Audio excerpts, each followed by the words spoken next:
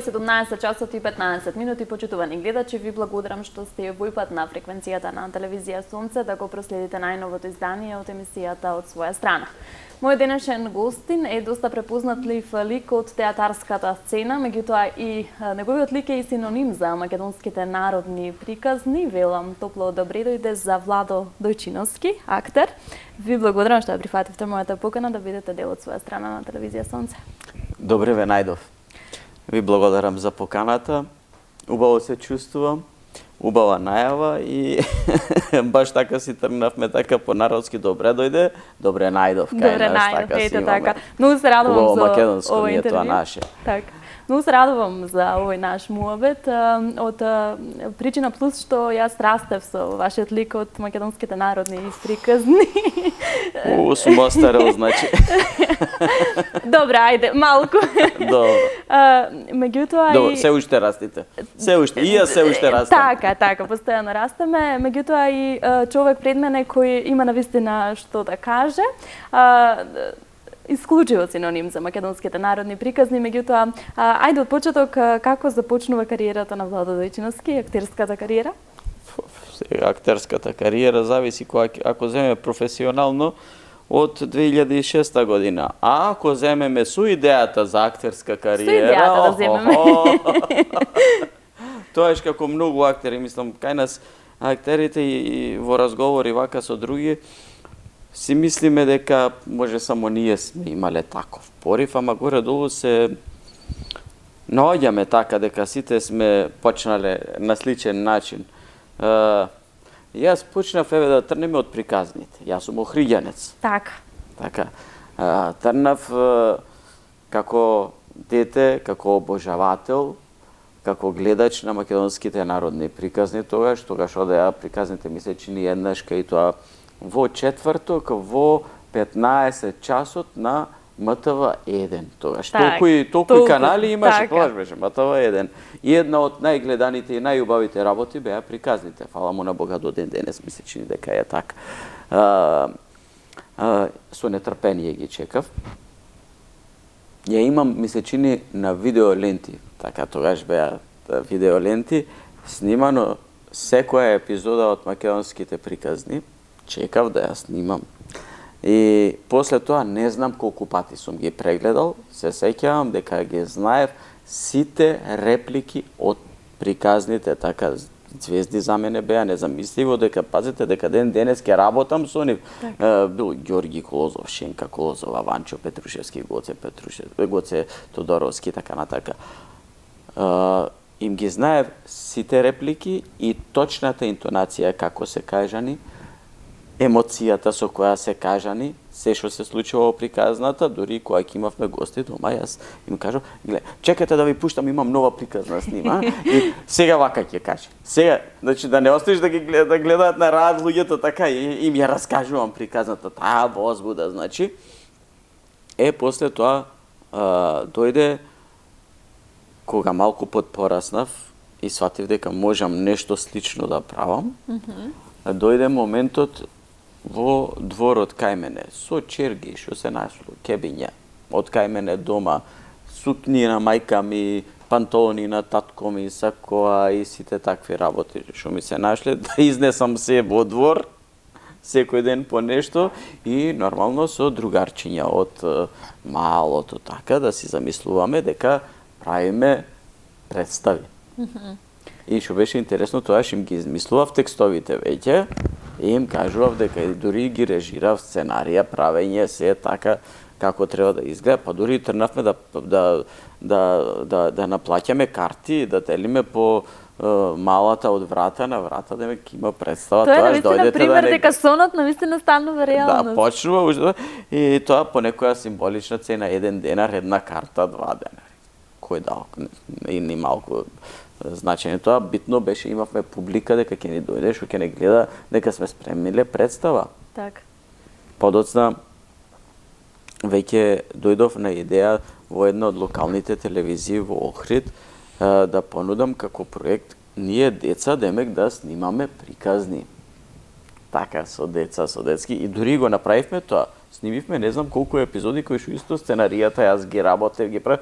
Сега изгледа наивно многу детски, така непрофесионално, Да, но сепак сте биле аматерски деца, аматери, се така. работено, ама за нас тоа и за мене многу значеше. После дури кога се запишев на факултет, иако не беше тоа желба на моите дома.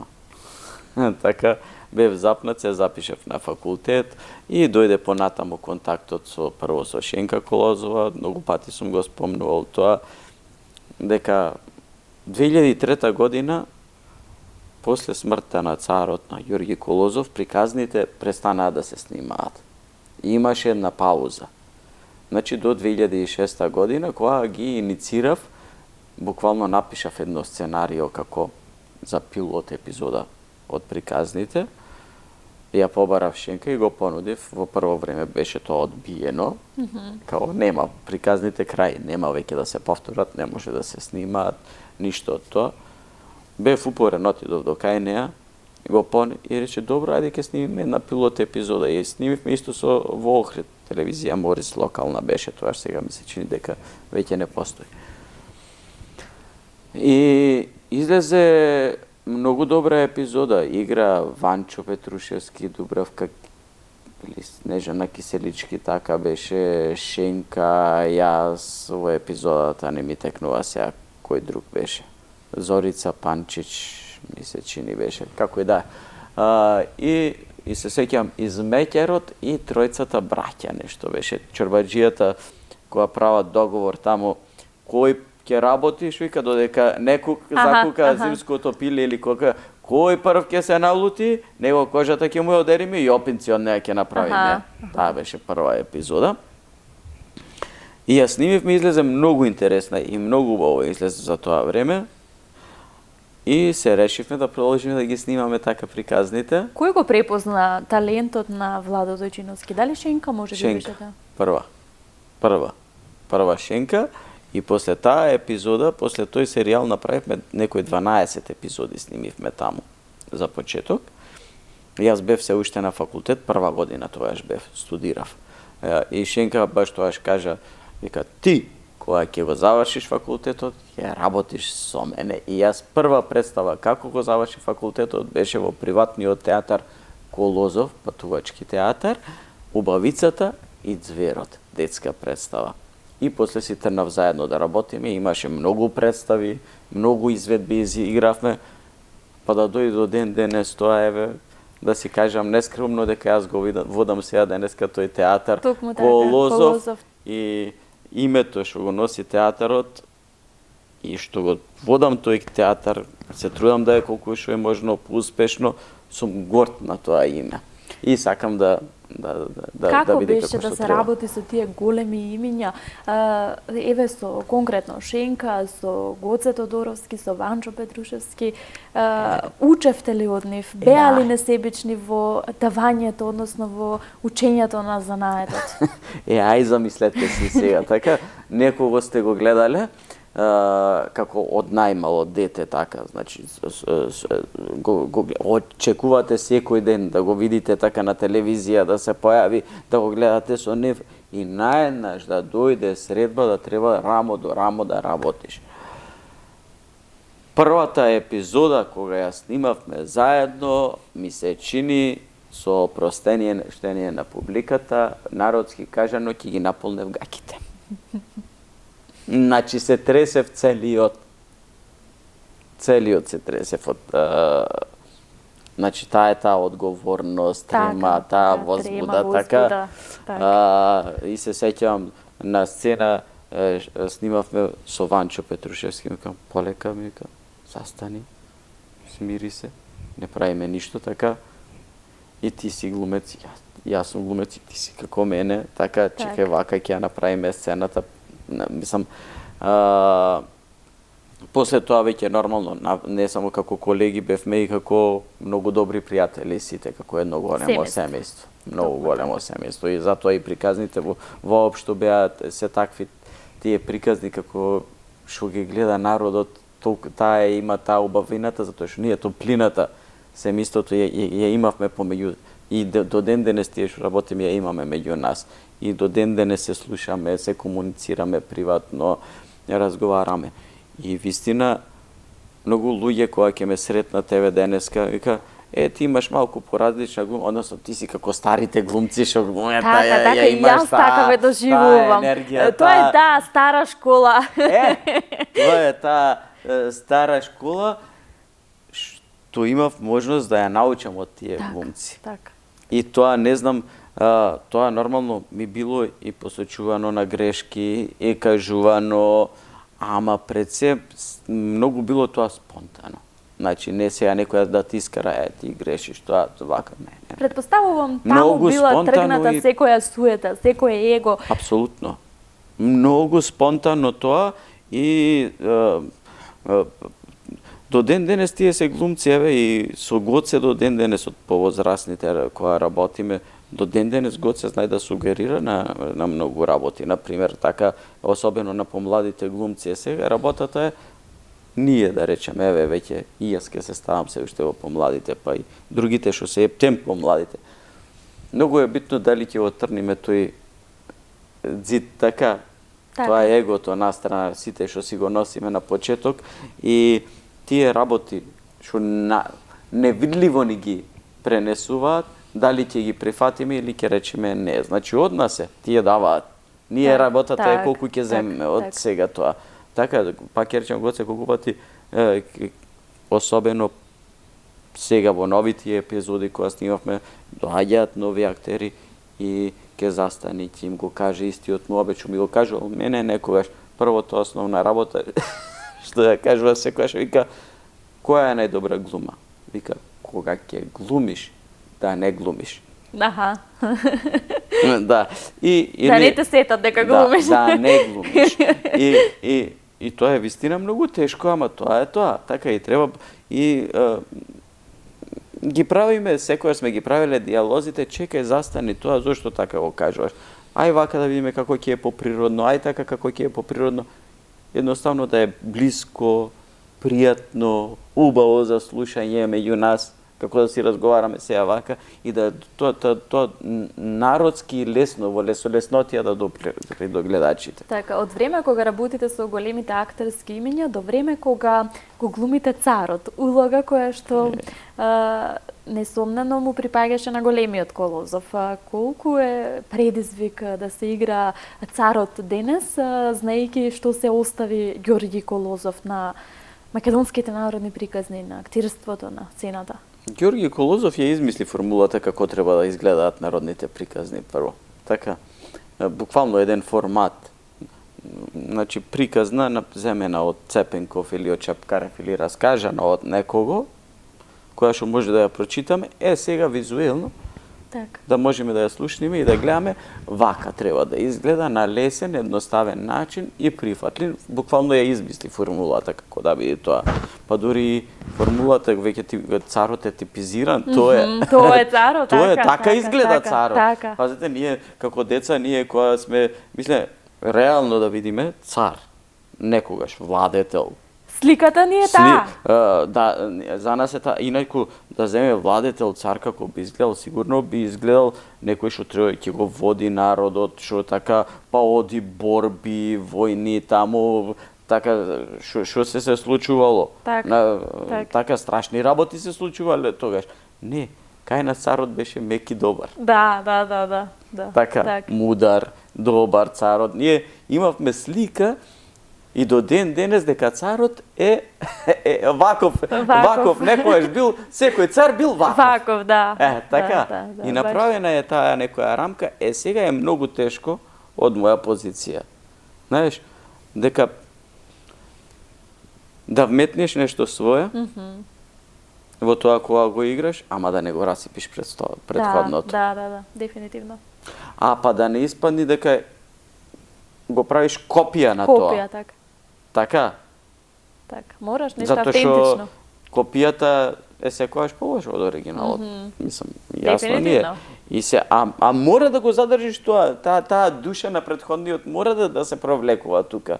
И крај крајава и ние која ги почнавме наново приказните да ги снимавме со таа една идеја дека ги снимаме во чест на Ѓорги Колозов. Така, Значи, сакаме неговиот дух да се провејува колку што може да го вмета ни се во ова ново што го создаваме. Успевате ли во тоа? Го задржија ли оној дух на старите народни приказни, денешните нови?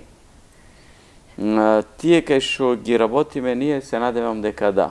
И мислам дека тоа е прифатено и познато кај публиката.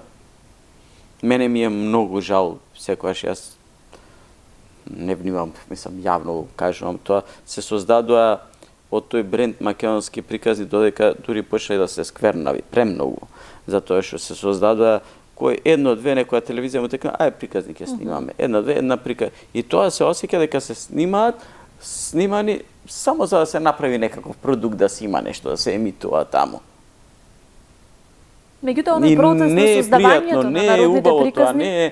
И се гледат дека го нема душата, не можеш да застанеш и да рецитираш.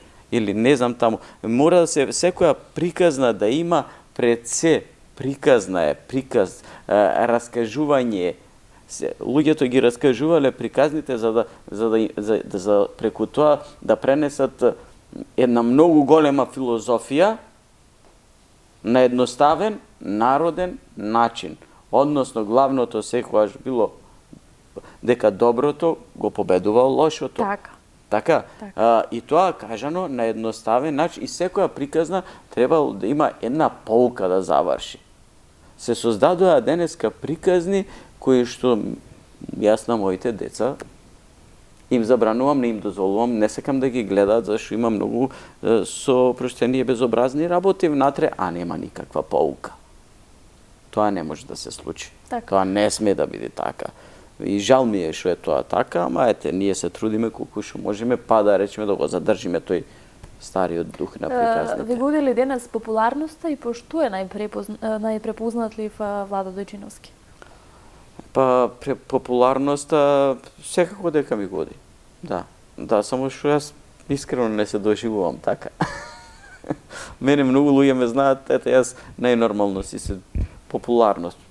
Што значи тоа популарност? Во суштина, јас го работам тоа што го работам со кејф, љубов, ми е пријатно што го работам, убаво ми е што го работам тоа што го сакам, се радувам дека со тоа колку што можам носам радост некоја кај останатите што ме гледаат и убаво ми е, па инаку и јас одам пазарам кај што пазарат сите останати и јас се движам по улица како и сите останати, си зборуваме, си се поздравуваме, си се гушкаме, си се сакаме, со сите си се лутајме, ќе си се скараме со некои нормални човечки работи, така. На што се работи денес, Владо? Се снима ли можеби некоја нова сезона на македонски народни приказни? Моментално има веќе една сезона од 30 епизоди, која што веќе течи и е многу убаво прифатена кај публиката и една голема радост што ме радува конечно нешто беше, затоа што приказните веќе неколку години беа паузирани, исто имавме паузирано, не одеа нови епизоди, луѓето прашуваа ајде кога ќе има нови епизоди и сега кога почнаа, по тие нели има рейтинзи на гледаност, што се. После приказните во 12 на пладне кога одат секоја недела одат, премиерно, после нив има турска серија пуштат. Приказната има многу поголем рейтинг од турската серија што е после приказната и тоа, фала Богу, конечно ми така победа. Наше си е бре, наше. Значи можеме да имаме наша продукција, убава, луѓето, народот сака да гледа наше, македонско, наша продукција си сака, а способни сме да ја правиме и да ја имаме. Така. Има ли млади и надежни луѓе кои што сакаат да учат занает? Има. Како не многу. И има ли кај вас волја и желба да го пренесете? Со задоволство. Она кое што сте го учеле од големите Многу е полесно кога ќе застанеме вака, кога ќе правам сцена со некој што го знае занает. Така? Да е добар, макар и подобар нека е од мене. Зошто? Нема да се мачам да го вадам на сцената. Така. Ќе си течи сцената, лесно ќе оди. Па дури ако е подобар од мене, па и ќе ми помогне мене и јас да бидам добар како него и убаво да тече Токму така. сцената. И така имаме многу проекти, имаме работа, убаво се работи, си ја работиме. Во театар имаме доста за представи. театарот ќе ве прашав. Особено ми е чест оваа година, не знам, и претходно не дека не сум бил премногу представи сме изиграле со приватниот театар Колозов. Сака ли македонецот театар? Сака многу. Сака. Вистина сака. И денеска театарот е достапен за секого. Дури билетите не се некој кој знае какви сцени, символични цени се кај што може секој да си дозволи. Да не речам секоја недела, 2 пати во месецот, дека може да си дозволи да си појде на театар. Така. Затоа што пак ја речам, има дојде времето кога некој која ќе ми рече, 100-150 денари многу е карта. Како па тоа е многу кафе карта? денес. Па не кафе, една кутија цигари денеска име толку. Пазите на која рамниште културата е дојдена, сведена е на една кутија цигари. За жал. Инаку, исто, јас сум работен во Кумановскиот театар. Веќе Охриѓанец во Скопје, во Кумановски театар вработен. имам сопруга битолчанка. Добро. Уште некој град има ли? И исто таму многу убава соработка си работиме со колегите, имаме многу убави представи таму. Пак ќе се вратам на театарот Колозов, тоа ми е нешто сега. Оваа година уште повеќе почнавме да работиме. Со него е многу интересно. Сме стапнале во најрурални, најмали места низ Македонија. Тоа не е една, како да речем, поблагородна но действие едно. Места кај што се случило да имаат собрани, да се соберат од 1 до 8 одделение, до 9 сега, односно, од 3-4 села, 30 деца. Да не спомнам кои места. Тие деца никогаш не виделе театарска представа, никогаш не виделе театар. Ние сме биле во тие места и сме играле представа за 30 деца. Вие нема да знаете како јас сум го доживел тоа. Како е тоа доживување од таа и од оваа страна? Да, дека јас излегувам ми се случило на детска представа. Детска представа кај што треба да избегам, не знам, вештарката ќе ја земе, принцезата ќе ја однесе таму, па јас треба да се и се случува и прво кога излегувам прво на сцена, кога гледам едни огромни деца. Јаки, сите големи возраст, викам, леле, но овие ли ќе им кажуваме ние детска представа? Кога едно време почува дека не, Варди, таму е внесени сите во представата, уживаат. И тоа уживање па и тоа за мене уште поголемо доживување. Уште поголемо доживување. Кога ги споменавме децата, татко сте на 2 дечиња, колку улогата на татко ве промени, ве направи подобар човек? Колку ве влијаеше на кариерата? Влијание. Секогаш, знаеш, како растиме и секогаш си растиме, затоа спомнавме уште од почетокот, си растиме цело време, така е со децата. И ние сега си растиме имен. Секако дека многу ме има променето.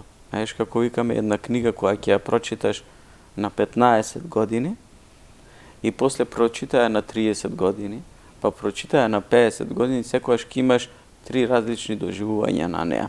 И нови работи секогаш плюс се разбираат натре. Поинаку ги. Така што и децата, нормално, и сето тоа е...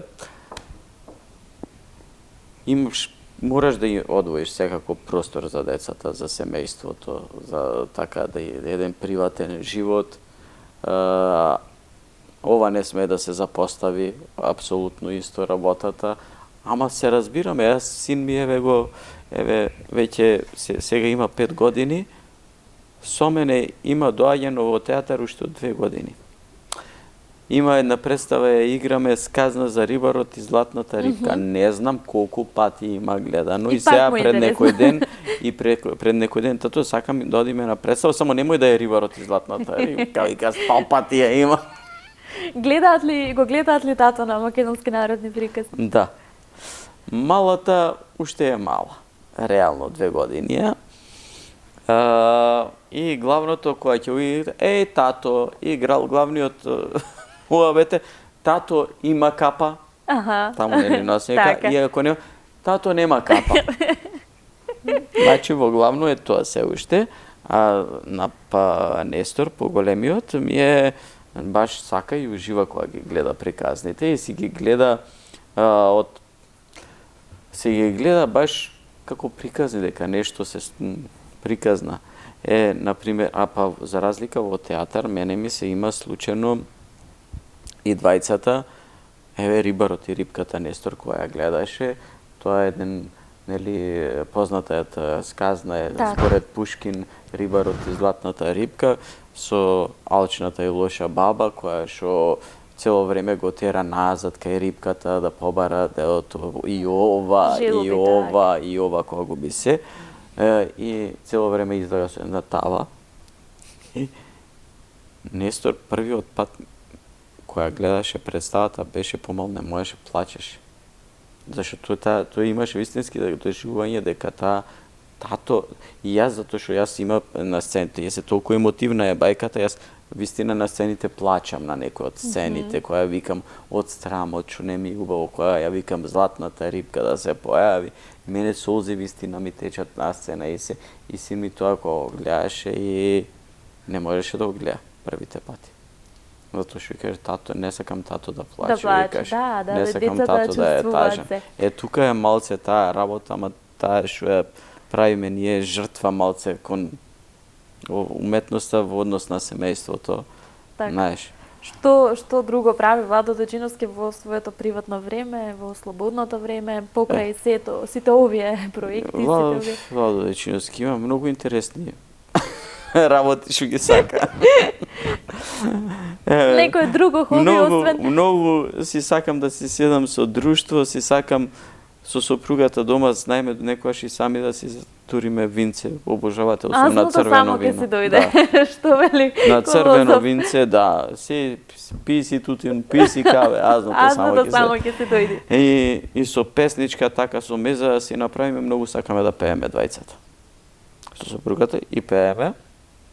И особено ние сме љубители на македонска добра музика, стара македонска песна, а особено некомерцијална македонска песна, изворни македонски песни, ги бараме, истражуваме, ги наоѓаме, тие си ги пееме најчесто, дури сопругата не веќе си од желба да се појават тие песни, да не останат, а многу се убави снима и некои клипчиња, мисля, че не една-две си кај што пее на YouTube таму, ме тераше заедно, ама не сме застанале заедно, момент да го направиме, мислам, баш да се, знаеш, ти тоа е некоја обврска, а опуштено кај ќе си пееме и си пееме дома. Многу често си ги пееме тие песни, уживаме во нив.